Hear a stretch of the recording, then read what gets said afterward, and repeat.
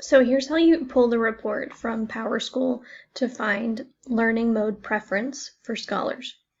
So if I want to find all of my scholars' learning preferences, I'm going to choose all here from the start page. I'm going to scroll down and I see this bottom button here. It's an arrow down, and I want to make sure to use Quick Export. So I'm going to choose that. And it's going to take me to the Quick Export page. I definitely want last name and first name and grade level.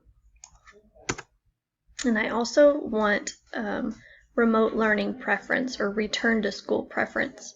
So I'm going to choose fields, and it gives me a lot of options and a filter option. So I'm going to say return, and it gives me this return to school choice. I'm going to choose that.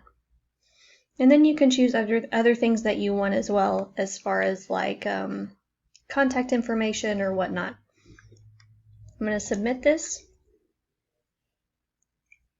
And for me, it's going to download as a text. Once it downloads, I'm going to open it, highlight all of my kiddos,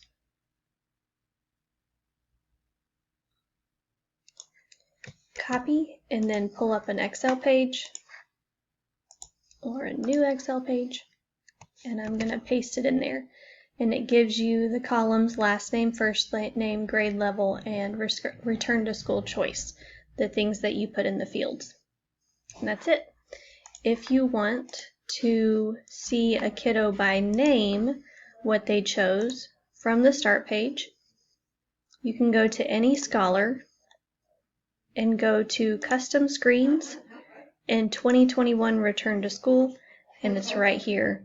She chose remote. And that's it. You can also change if parents are calling wanting to change their school choice option, you can change it here as well. Also, if they're needing a computer or that they've received a computer.